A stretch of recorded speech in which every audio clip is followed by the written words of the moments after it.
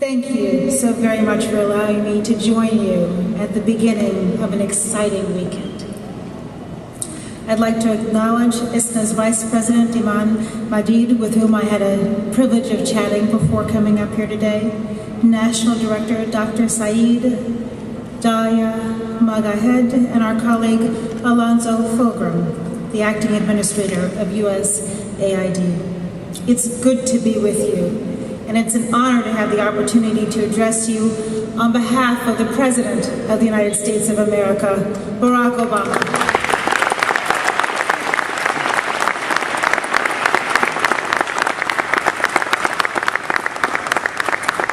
And I was particularly touched to know that this is the first time anyone from the White House has actually addressed ISNA. So it's a personal privilege for me. Thank you.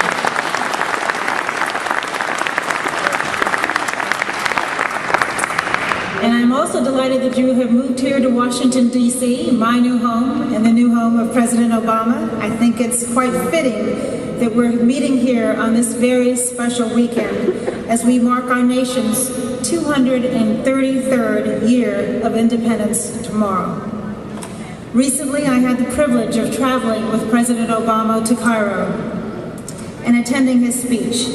And I think that this holiday weekend is the perfect time for us to reinforce his message that Muslims are an indispensable part of the American story and that the contribution of millions of Muslim Americans have enriched our country and communities all across our land. Congratulations.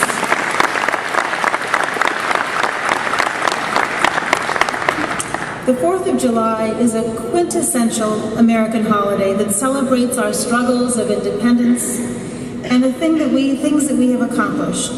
But it's also a time to reflect on the hard-won freedoms that we as Americans enjoy, and a constant measure of our fidelity to the values that we cherish so dearly.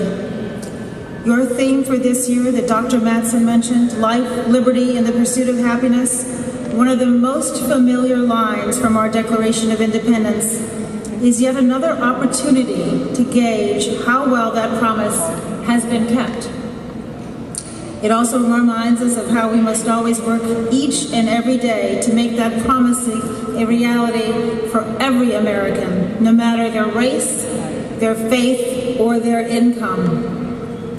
In many ways, that is why this convention is all about. It's all about you who are here to exchange and develop ideas that will ensure that America continues to live up to that great promise it has shown across the decades. And you will do so by bringing together an amazing array of voices. One of the beautiful things about this event is the diversity of American organizations and ideas that are represented and will be debated. Indeed, outside of Hajj, this convention constitutes one of the most diverse gatherings of Muslim people in the world. And that is a testament to the diversity and dynamism of Muslim communities right here in America. The panels throughout the weekend will engage in dialogue on a number of important social and economic issues that affect all Americans. These include increasing civic engagement and interfaith cooperation, protecting the rights of the disabled and the elderly, addressing domestic violence, improving education and health care, expanding renewable energy, and protecting the environment. I know that these are priorities in your communities, and I can promise you that they are priorities of President Obama and his administration too. As this convention demonstrates, gone are the days of describing distinct sets of Muslim issues and American issues. Your work here is crucial in confronting the challenges that all Americans are facing. And you help to advance the new beginning in the United States and Muslim communities around the world that the President called for when he gave that very important speech in Cairo. This new beginning with Muslim communities worldwide is one of the President's top priorities. He has already spoken about the importance of this issue on Al Arabiya, on the Nowruz message, in Turkey, in Egypt, and most recently on Dawn TV.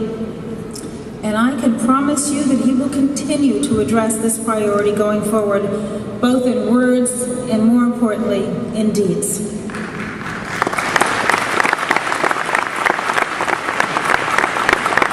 That vision includes expanded engagement between our administration and the American Muslim community that is built upon understanding and respect.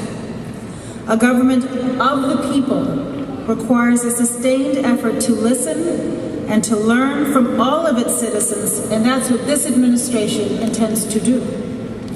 President Obama's speech in Cairo centered on several principles, some of which I will mention today.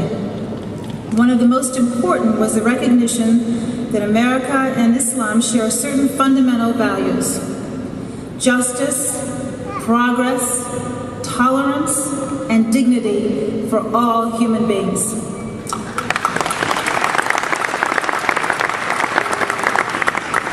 I know that because I have been personally enriched by the contributions of Islam throughout my life. First, in Iran, where I was born and lived as a young girl, I lived on the Namazi Hospital compound, the first hospital built in Shiraz a long time ago, where American and Iranian doctors worked side by side to improve the quality of health care provided to the Shirazi people. My experience continued in Chicago, which is home to many thousands of Muslims. And then, while working in the White House and getting to know so many of you who are committed to lifting up our country. You know this because you live those values in your lives each and every day. One only has to look at the remarkable contributions of Muslims to our national life to understand how they have advanced American values. As the President said in his speech, since our founding, American Muslims have enriched the United States.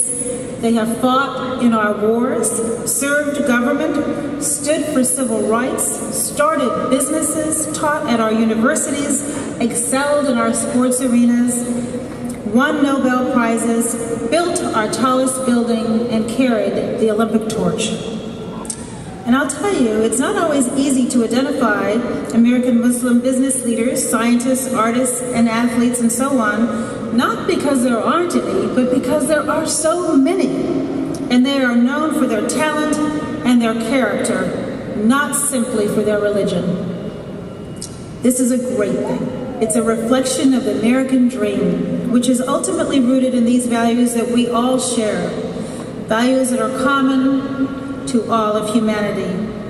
And just as we share common values, as we share common dreams for security, for progress, and for opportunity, these are universal things, and we must relate to one another through our commonality, rather than allowing others to define us by our differences.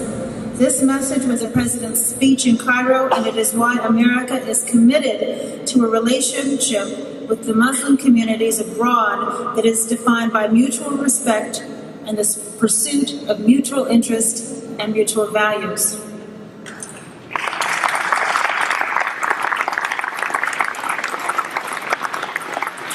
One of the most important ways that we can advance those values is in our own lives is through service. And Muslim Americans have built a noble record of service throughout our history.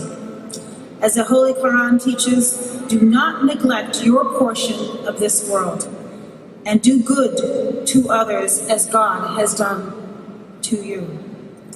In addition to the call to service, the Quran also talks about the respected role of women in Muslim society. I can see by looking out into this audience that we lead by example and show the world that our daughters have all of the potential to achieve what our sons do, and then we will have advanced our common prosperity. Issues of women's equality are by no means uniquely an issue for Islam. The struggles for women's equality continue in many aspects of American life and in countries around the world. The President recognized this when he asked me to chair the White House Council on Women and Girls, which partners with all of our federal agencies to explore our own policies around the advancement of issues that concern women and girls. We know that our government must lead by example. as well, and I hope that our partners and organizations like ISNA will continue to dialogue with us as we engage women and girls around the world and educate everyone about the importance of equality.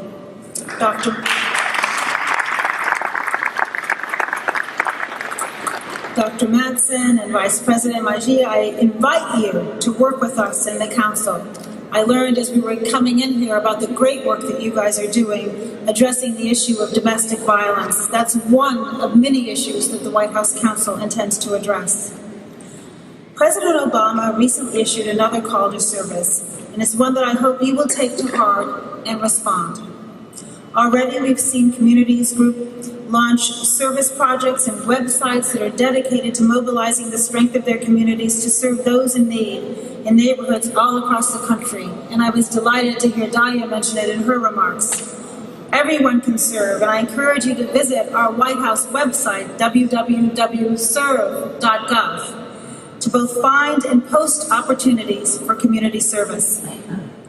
The spirit of getting out and tackling the problems we face exemplifies another important message that President Obama delivered while he was in Cairo. That ultimately we will be judged not by words alone, but of course by our actions.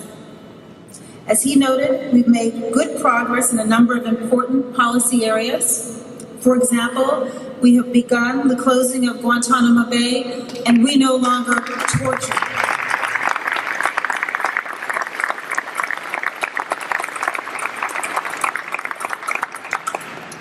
We know that the conflict in the Middle East is a source of tension and great sadness. That is why the President is personally committed to working with stakeholders in the Middle East to achieve a just and sustainable solution.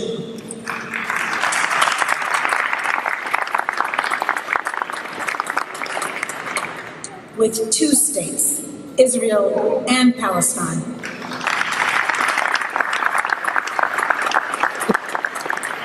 Who it is our deepest wish will live side by side in peace and in security. That will require all parties to make tough political decisions. You've heard the President discuss his concerns regarding the settlements, but it is not just the settlements.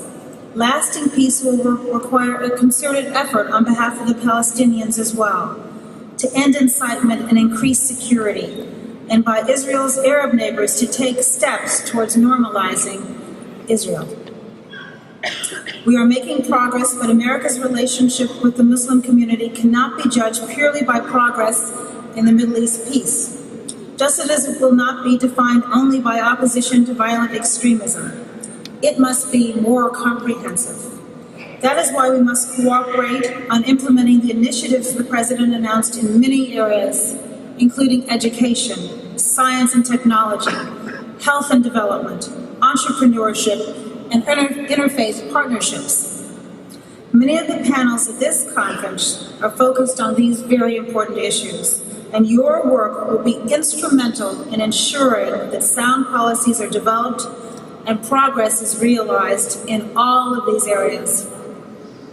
Because we know that both America and Muslims around the world will benefit from these important partnerships. Together, I believe we can meet our responsibilities to leave our nation and, in fact, our world a better place than we found it. In our 233 years of existence, the United States has seen its share of challenges, and the same is true today.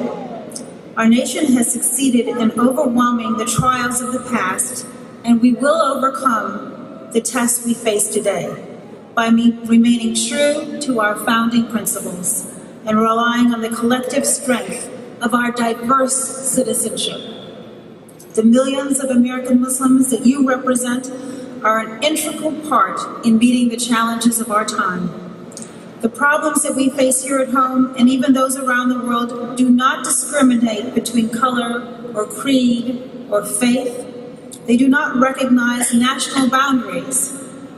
Our children's future will depend on whether cooperation and partnership triumphs at this moment. Our common interests must prevail. Whether we will focus on cynicism of the past or make the deliberate decisions to work together on finding solutions that work for everyone. Whether we will remain faithful to the words in our Declaration of Independence and remember that they are not simply poetic ideals, but inalienable rights for all. I hope you will continue your commitment to the public service and join us in this work, as I know you do each and every day. I want to thank you for the wonderful contributions that you are already making to enrich our nation's life, and I wish you all of the best for a spectacular convention weekend. Thank you, thank you.